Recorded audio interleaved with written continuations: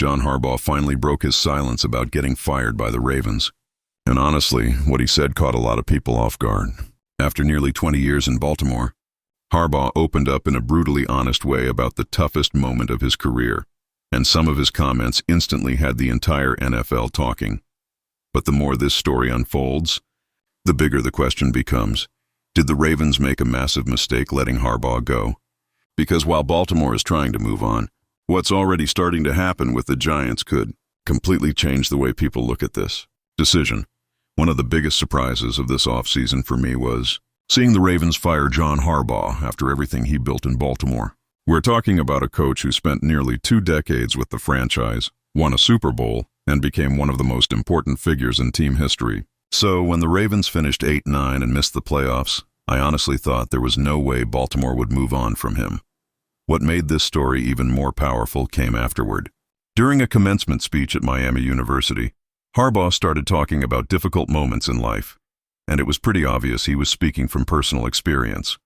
One of the strongest moments came when he said, "Maybe they'll tell you they don't want you anymore. Time to move on."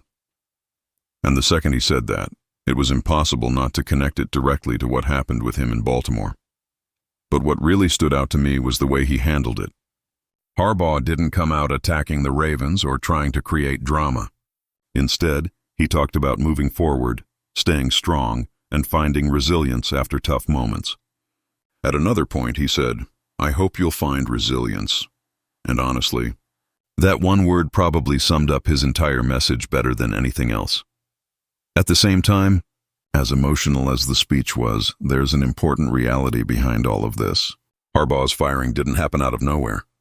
The pressure inside Baltimore had been building for years because of the Ravens' disappointing playoff results during the Lamar Jackson era. When you really look at the last few years in Baltimore, it becomes easier to understand why the pressure on John Harbaugh kept growing. The Ravens almost always looked like a dangerous regular season team. Lamar Jackson kept putting up incredible numbers, and every year Baltimore entered the season looking like a Super Bowl contender. But when the biggest moments arrived, the ending usually felt the same: disappointment. And that became the biggest issue of the Harbaugh-Lamar Jackson era. The Ravens had one of the most talented quarterbacks in football, but the playoff success never matched the expectations. The number everybody kept pointing to was Lamar's 3-5 postseason record as a starter under Harbaugh. Around the league, people started feeling like Baltimore was trapped in the same cycle every single year. Strong regular seasons, huge hype, and early playoff exits. Honestly, I think the Ravens eventually reached a point where they felt they needed a different voice leading the team. And that happens all the time in the NFL, even with legendary coaches. Sometimes it's not about a lack of talent. It's about fatigue. It's about players hearing the same message for too many years.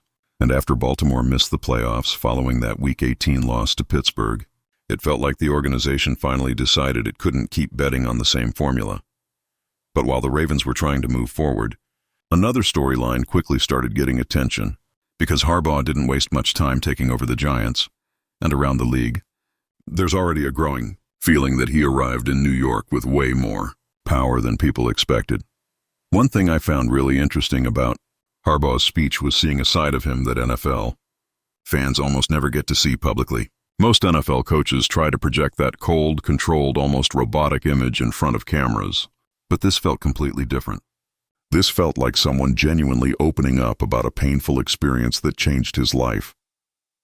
When Harbaugh started talking about tough moments, you could tell this wasn't just some generic motivational speech for graduates. One of the strongest lines came when he said, "There is a great opportunity on the next horizon of your life." And honestly, I think that sentence perfectly showed how he's looking at this next chapter after leaving Baltimore, not as the end of his career, but as a fresh start. Another thing that stood out was the way he talked about the people closest to him. Harbaugh mentioned that difficult moments show you who truly stays by your side. And that made the speech feel even more human because it didn't sound like a football coach talking only about football. It sounded like someone trying to remind people that even highly successful individuals go through uncertainty, change, and moments where life suddenly feels unstable. But while Harbaugh was showing this emotional side publicly, his situation with the Giants was already becoming a huge talking point behind the scenes in the NFL. Because a lot of people believe he didn't come to New York just to coach. There's a growing feeling that Harbaugh could end up controlling much more inside the organization. One of the most fascinating parts of this entire situation is the growing perception around the NFL that John Harbaugh already has massive influence inside the Giants organization. Officially, Joe Schoen is still the team's general manager, but more and more it feels like Harbaugh has become the main voice behind football decisions in New York. And honestly, that doesn't happen by accident. When a coach with Harbaugh's resume walks into a building, he naturally carries enormous weight. This is someone who led the Ravens for nearly 20 years, won a Super Bowl, and built a reputation as one of the most respected leaders in football. It's hard to imagine a coach with that level of experience quietly sitting back while everyone else controls the direction of the franchise. At the same time, that reality puts even more pressure on Joe Schoen. Reports already suggest there's real uncertainty surrounding his future entering the 2026 season. And to me, that says a lot about how the Giants may already be shifting toward a completely different power structure. Because when a head coach starts gaining this much influence this quickly, it usually means ownership trusts him far more than the people already in place. And honestly, this is where the story starts getting even more interesting. Because if Harbaugh manages to quickly stabilize the Giants and turn them into a playoff contender in year one, the conversation about Baltimore's decision is going to explode all over again. If you're enjoying this breakdown, smash that like button to help the purple flock grow. And honestly, I think this might be the most fascinating part of the entire story. Because there's a very realistic scenario where John Harbaugh leads the Giants back to the playoffs in his very first season in New York. And if that happens, the pressure on Baltimore is going to rise incredibly fast. A lot of people around the NFL believe Harbaugh simply needed a new environment after spending so many years with the Ravens. Sometimes a coach reaches a point where everything becomes stale with one organization, but the second he goes somewhere else, the energy completely changes. And the Giants seem to view Harbaugh exactly that way, as someone capable of immediately rebuilding the culture and bringing stability back to the franchise.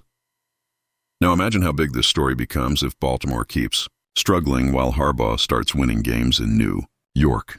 Because the comparisons are going to happen every single week. The media is going to talk about it nonstop. And people are absolutely going to question whether Steve Bisciotti made the right decision by ending a partnership that lasted nearly 2 decades after just one disappointing season. And honestly, Harbaugh's biggest response to the Ravens may not come through interviews or criticism at all. Because if he turns the Giants into a competitive team again right away, the results on the field could end up speaking louder than anything he could ever say publicly. At the end of all this, one thing feels very clear to me. John Harbaugh may have left the Ravens, but he definitely didn't leave defeated. If anything, the way he talked about his firing made him sound more motivated than broken. And honestly, that could end up being dangerous for the rest of the NFL. Because when a coach at that level feels like he still has something to prove, the response usually comes on the field. At the same time, Baltimore is now stepping into massive pressure moving forward. Because if the Ravens keep running into the same problems while Harbaugh quickly turns the Giants around, Steve Bisciotti's decision is going to be questioned constantly.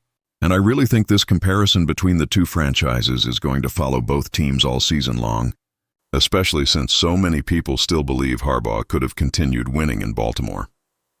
Now I want to hear from you. Did the Ravens make the right decision firing John Harbaugh?